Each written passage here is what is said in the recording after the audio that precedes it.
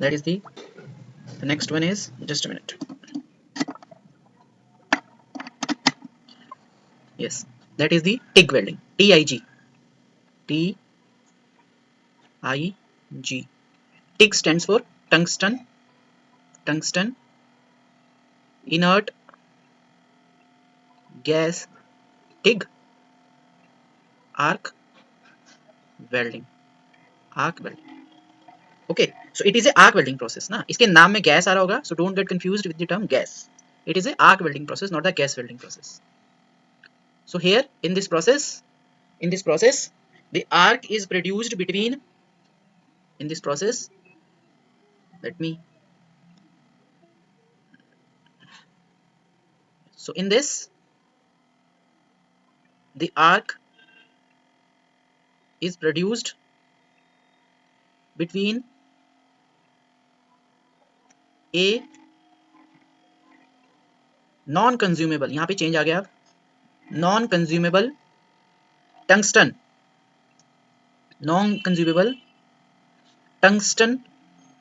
Electrode and workpiece.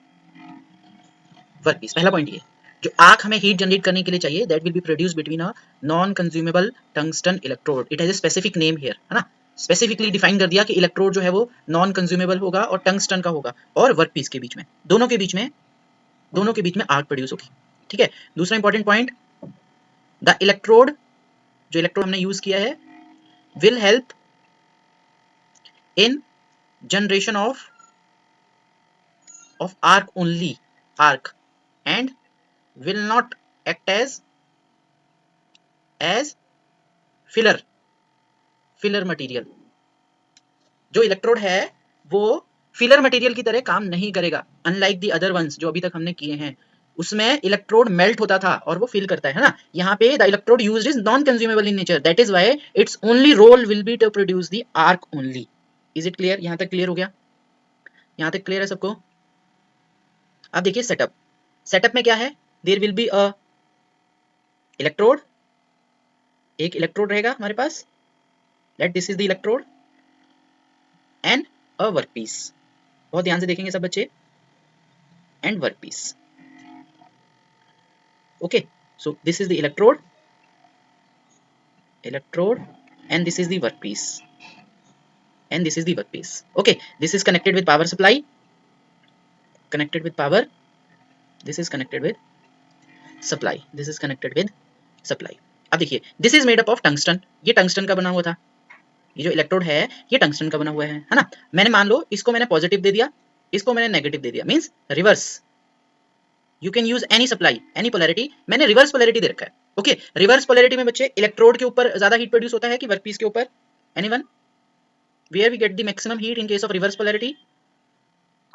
On the electrode, है ना, on the electrode. तो इस इलेक्ट्रोड के ऊपर बच्चे ज्यादा हीट प्रोड्यूस होगा. ओके, कुछ हीट इस वर्कपीस के ऊपर भी प्रोड्यूस होगा, 1/3 amount of heat. That heat will melt it, melt the both edges, or with the time when it will solidify it will make a joint, that is clear to us कि solidification के बाद ये joint बन जाएगा. ठीक है. अब देखिए, this electrode is not being consumed, तो ये जो इलेक्ट्रोड है ये कंज्यूम नहीं हो रहा है बच्चे. तो यहाँ पे जितना भी हीट यहाँ पे प्रोड्यूस हो रहा था, वो हीट एक तो आर्क प्रोड्यूस कर रहा है, और ये जो इलेक्ट्रोड है ये एब्जॉर्ब कर रहा होगा ना उस हीट को, अदरवाइज तो मेल्ट हो जाता, तो कोई दिक्कत ही नहीं थी. तो जितना भी हीट यहाँ पे प्रोड्यूस हो रहा है, that will B absorbed by this tungsten electrode, and it will not consumed.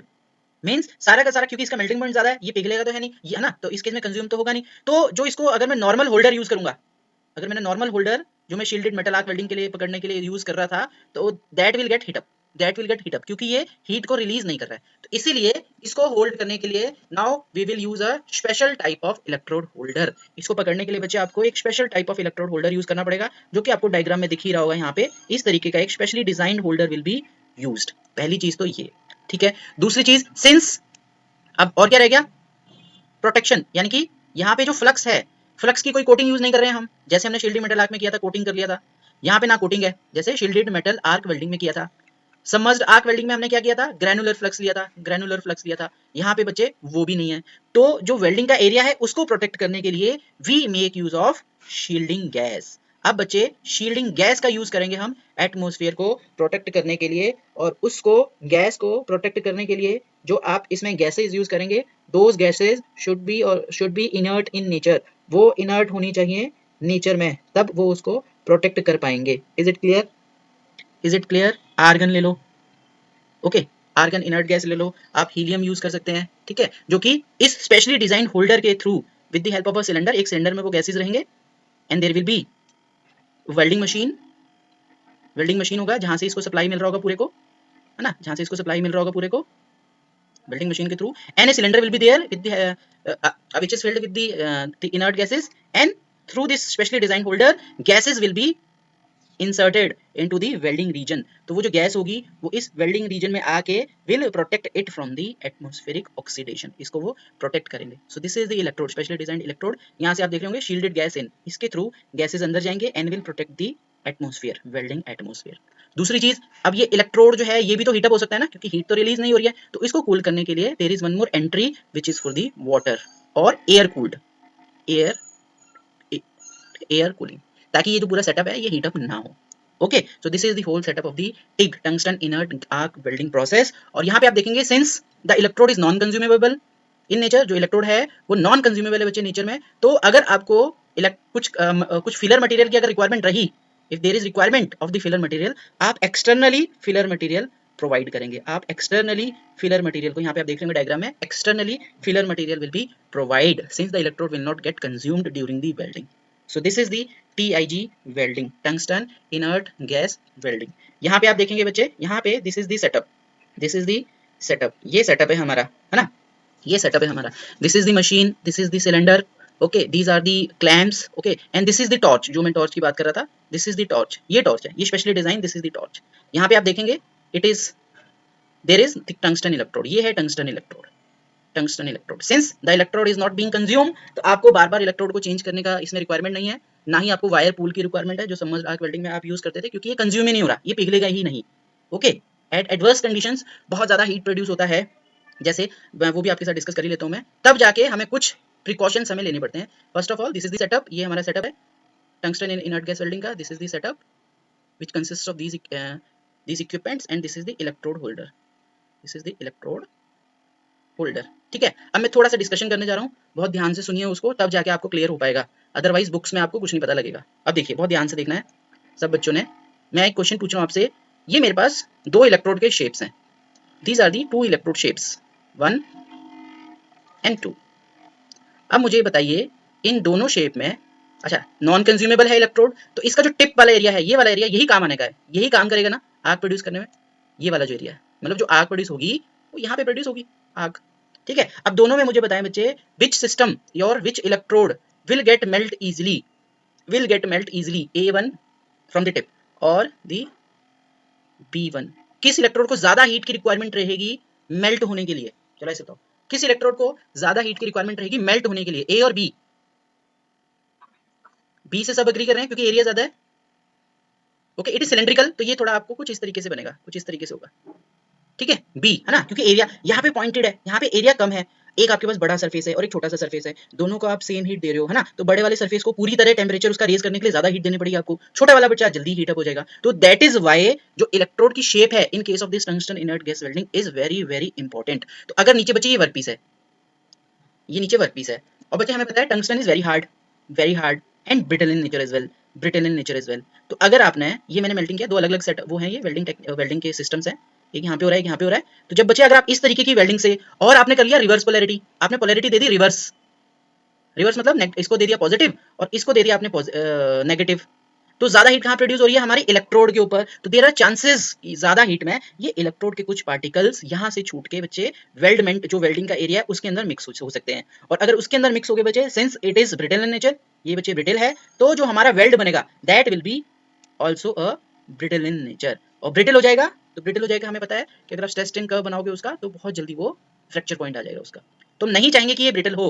तो that is why whenever you are going to use the reverse polarity, I am repeating it again, whenever you are going to have the reverse polarity to machine to weld the workpieces, you will use this type of profile, इस तरीके का आप electrode का profile बच्चे use करेंगे, जो मैं यहाँ पे अभी मैंने कनेक्ट किया है, मतलब this will be positive and this will B negative. आप इसको स्टेट के लिए यूज कर सकते हो, क्योंकि स्टेट में बच्चे टेम्परेचर इलेक्ट्रोड के ऊपर इतना ज्यादा प्रोड्यूस नहीं हो रहा है, तो वहां पे चांसेस नहीं है कि ये मेल्ट हो पाए। तो आप स्टेट के लिए करना ही है तो आप स्टेट के लिए यूज कर लो, बट अगर पॉसिबल है तो always use this one, always use this profile. Clear हो गया? Is it clear? सबको क्लियर है? सबको क्लियर है? यस और नो कीजिए जल्दी। चलिए नेक्स्ट वेल्डिंग है बच्चे मिग। अच्छा, कुछ एडवांटेजेस वगैरह भी देख लो। अब बच्चे सिंस इसमें इलेक्ट्रोड आपका कंज्यूम नहीं हो रहा है ना, शील्डिंग बहुत अच्छे से होती है इसके अंदर, तो जो कुछ इसके एडवांटेजेस भी हैं, तो it produces very clean weld, बहुत अच्छा क्लीन वेल्ड बनता है इससे। क्लीन वेल्ड इज देयर, मतलब high quality weld is produced, है ना। मतलब आपको पोस्ट क्लीनिंग मतलब पोस्ट वेल्ड क्लीनिंग बोलते हैं उसको टेक्निकली, वेल्डिंग करने के बाद क्लीनिंग वगैरह करने की, स्पैटर्स जो मैंने डिस्कस किए थे उसका दिक्कत नहीं है, तो post weld cleaning is negligible, very very less. ठीक है जी, वेरी वेरी लेस। अच्छा, टेम्परेचर की मैं बात करूं तो आप याद रखने के लिए लिख सकते हैं लगभग 3410 डिग्री सेल्सियस तक टेम्परेचर जाता है। गैसेज मैंने वहां पे लिखी दी थी, शील्डिंग गैसेज जो इसके अंदर हम यूज करते हैं, 2000 जनरली आर्गन यूज कर लेते हैं, हीलियम यूज कर लेते हैं, और मिक्सचर्स इनको मिक्स करके भी यूज कर लो, since one is inert the other will become inert as well. Applications देखिए। अब मुझे बताइए, क्या यह प्रोसेस थिक वेल्डिंग में थिक वर्क पीसेस को यूज करेंगे ज्वाइन करने के लिए कि थिन? बताइए किस तरीके के वर्क पीसेस यूज करेंगे हम, कहाँ पे यूज करेंगे? अगर थिन पीस को ज्वाइन करना है कि थिक को? बताओ, क्या इलेक्ट्रोड पिघल रहा है? इलेक्ट्रोड पिघल रहा है क्या? नहीं पिघल रहा ना, इलेक्ट्रोड तो पिघल नहीं रहा, तो generally it is used to machine the thin plates. And जो हाईली रिएक्टिव मटेरियल्स हैं लाइक एल्यूमिनियम, मैग्नीशियम्स, इनकी वेल्डिंग करने के लिए हम मिग या ये जो हमारा क्या पढ़ रहे हैं टिक को हम यूज करते हैं, magnesium and like this. Okay, next we have the MIG. MIG stands for metal inert gas, और क्या है? Arc welding. Again it is a arc welding process, अच्छा, टिक को बच्चे हम एक और नाम होता है टिक का, वो भी मैं लिख देता हूँ यहाँ पे। TIG also stands to referred to as GTAW welding। GTA मतलब गैस टंगस्टन आर्क वेल्डिंग, ठीक है। चलिए next we have the MIG, और इसका दूसरा नाम होता है GMAW, यानी कि gas metal arc and welding, that stands for MIG, MIG, metal inert gas welding. तो इसमें भी बच्चे जैसे टिक के अंदर आपने वेल्डिंग की थी between the non consumable electrode के बीच में और वर्कपीस के बीच में, यहाँ पे क्या हो जाएगा? यहाँ पे जो हीट, जो आर्क प्रोड्यूस हो रही है, that will be produced between किस के बीच में? यहाँ पे कंज्यूमेबल हो जाएगा अब electrode, consumable electrode and workpiece. अब जो इलेक्ट्रोड है वो कंज्यूमेबल है, वो कंज्यूम होगा during the welding, electrode will get consume. इसका मतलब है आपको कंटिन्यूअसली इलेक्ट्रोड को बच्चा फेड करना पड़ेगा, कंटिन्यूअसली इलेक्ट्रोड को प्रोवाइड करना पड़ेगा आपको वेल्डिंग के लिए। तो यहाँ पे बच्चे अगर आप सेटअप पे थोड़ा सा ध्यान से देखेंगे, तो सेटअप पे आप देखेंगे थोड़ा सा ध्यान से, तो यहाँ पे देखो, दिस इज द इलेक्ट्रोड, ये इलेक्ट्रोड है, ये जो मैंने ग्रीन कलर कर दिया। अब this is the consumable electrode and this electrode is in the form of a, कैसा होगा भैया, कैसा होना चाहिए ये, क्योंकि कंटिन्यूअसली चाहिए, it will be in the form of a wire pool की तरह होगा, है ना। And with each subsequent melting, जैसे यहाँ पे आर्क प्रोड्यूस होगा, तो ग्रीन कलर का जो यहाँ से मटेरियल है वो यहाँ से रिमूव होके इसके अंदर बच्चे वो मिक्स हो जाएगा, और ये कंटिन्यूअसली अंदर की डायरेक्शन में फेड होता रहेगा with the help of a mechanism, एक मैकेनिज्म की हेल्प से, और उस मैकेनिज्म को we call as the servo mechanism.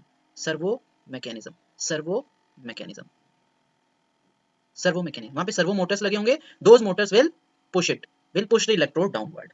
पहली चीज तो ये, ठीक है। दूसरा जो प्रोटेक्शन होगा of the welding area, that will be with the help of the shielding gases. वो जैसे उसमें था, इसमें भी हम बच्चे शील्डिंग गैस को यूज करेंगे। Shielding gases will be introduced in the area to protect the welding area from the atmospheric कंटेमिनेशंस,